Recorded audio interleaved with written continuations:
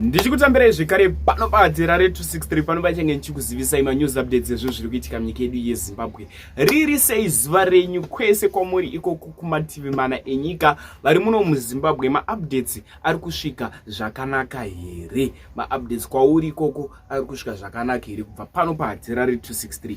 Mudikanika uchiri munyowani pa this YouTube channel kusubscribe mahara utena on the notification bell so that patinoramba tichidzoka neamwe maupdates uchange uchingozvionera panapa paDherare uchange uchiwana manews updates ezvinhu zviri kuitika munyika yedu yeZimbabwe nguva nenguva. Saka kana usati wasubscribe uri kudya manonoko.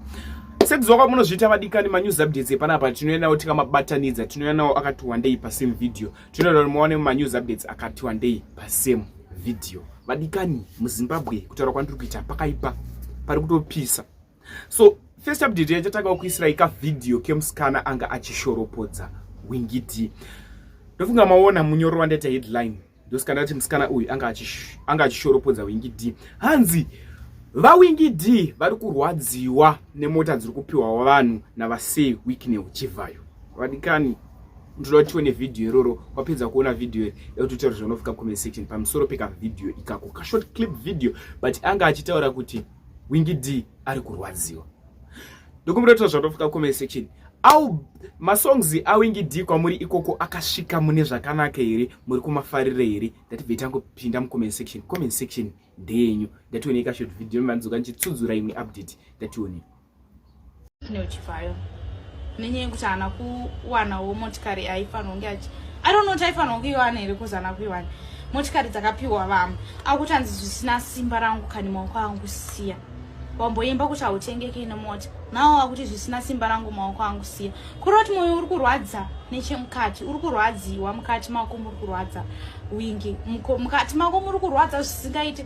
Dai wanga uri munhu asina basa nazvo zvingadai watoimba masongs ari right asinei nechekuita nekupiwa vanhu mota o nezviri kuitirwa vamwe vanhu. I don't know guys, what do you think? Next update vadikani paBulawayo pakatoipa. paBulawayo pari kupisa.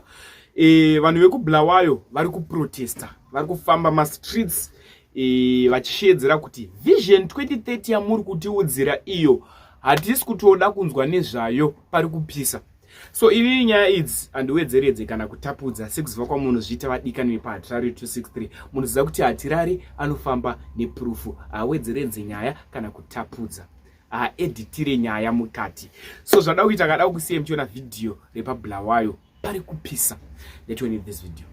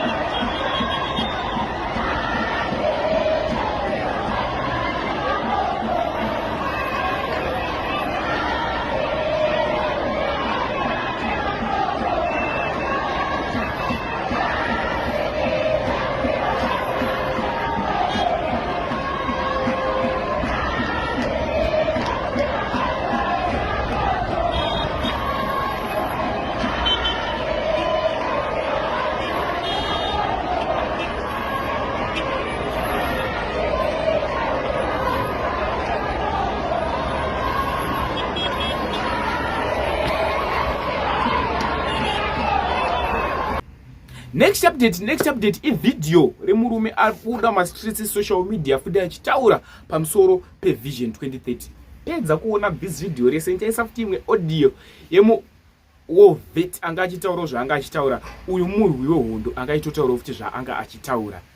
Ndatimboone video remurume uyu. Nyaya ya 2030 haisi kubva kuvanhu, iri kubva kune maopportunists anoziva kuti vane shanduko yeleadership. Inonzi vaMnangagwa vanofanira kuti vapedzise Vision 2030 mukoma. Vision 2030 haisi vision yemunhu, ivision yenyika. Asi reason iri kuita kuti vati 2030 ndiye ndichipo haisi chete kungoda kungonzi ari kuda kunga vari mupower. irizini yekuti vanoda kuchengetedza zvavari kuluta, vanoda kuzviprotekta kubva mukuti vasazotongwa pamhosva dzavari kuparira nyika. So vanhu vose vamuri kuona mukome vari kupusha chinhu cha 2030, imbavha nemakororo, maopportunists, vakuru vakati anonzwa mudumbu ndiye anosimba nekuvhura dhoo. Veruzhinji kana vari kuda rugare havafanire kuita makundano ekukumbira vachinogwada makumbira mota kuna weakness. Hapana munyika munomu anotsvagirwa mhosva ikashaika. Even ivo vakuru ava takaona madhoketsa awani akanga akutenderera mazuva avadzimwa. Vese vana mutsvangwa vakanga vakunzi ane mhosva yakati, nenga ane nyaya dzakati, ngana ane nyaya dzakati. But you will be setting a very bad precedent kuti kana maita fallout nemunhu motanga kuchimutsvagira zvinyaya. Ndine mubvunzo to the 8 million adults in Zimbabwe. Mune shuwa here kuti muri kuti toramba tichishungurudzwa nevanhu less than 1000? Vamnangagwa vazvisara, he has allowed himself to be surrounded by fake loyalists and opportunists, people who are not principled. And ivo because zvinenge zviri kuvanakidza vakukanganwa zvakaitika nezuro. Ivo vane vanhu vari kusimbisana navo kuti no, zvakada kudai tichadai so, ava vakada kudai tichadai so, ichi takamuvha dombo iri takaribvisa tikagadzira ichi tikadai. But it's very sad and unfortunate because vanhu vanofanana nekitsi yekuti mukaisa pakona ikange isisina kwekuenda, the only way kuuya nepauri ipapo. Ndiri kuziva kuti zvandiri kutaura zvinogona kukurwadzai, zvinogona kukubohwai, asi ndafanana nemunhu ari kukusvinai mota. Vanhu vari kunze uko vakanzwa achichema vanobvuguna kufunga kuti akuuraiwa, but vakazosvika padhuze vakaona kuti ari kusvinwa mota, vanozoandastenda kuti aiwa ari kubatsirwa. Last kana vaka last update yedu dakuti munzwe audio ndiyo yatiri kuvhara nayo pavideo ready. Ndikumbureto zvarofika comment section. Ini satirari ndaenda muine nguva yakanaka. Much love. Comrade Mahia, ini ndine 100 years.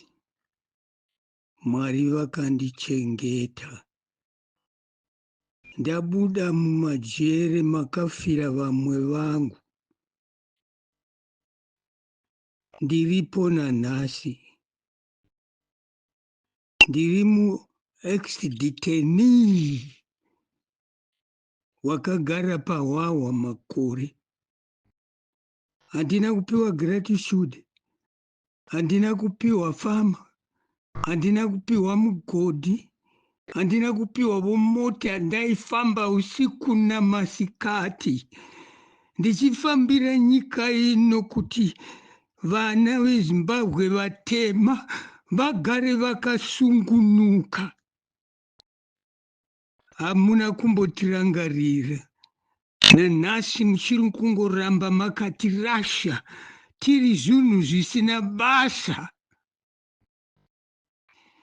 muchisevenza navanhu vomusangano watiri kusapota, tichikambenera vatsva vari kuuya vasina kutamburira nyika ino. Ndo vamunosimudzira muchipa mari, muchipa dzimotikari. Ini ndaifamba usiku namasikati ndichitamburira nyika ino kuti ive zvairi nhasi. Handirangarigwi. Ndine shuwa kuti ndisvike pana president nditaure naye kuti handiwe kuti ndichiri mupenyu, ngandionewo zvandinowana panyika yandakatamburira. Purazi handina, ngoti handipiwe mari. Zvose zvinotaurwa napresident hapana kana 1 chandinacho, kunze kwekamari kanonzi pension 100. Maiwe,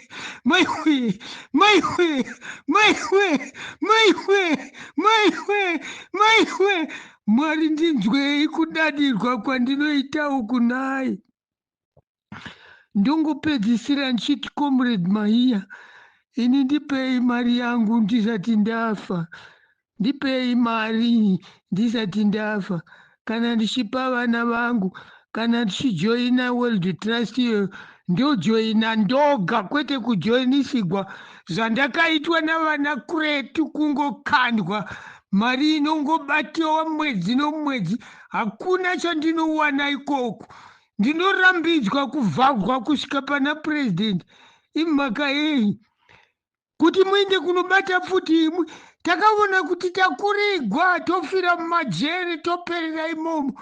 Ndokuchirongwa kuti Ngatiitei kuti vana vainde kundogwavo, mukainda nhasi muvuya motikanga motidadira. Mahiya! Mahiya!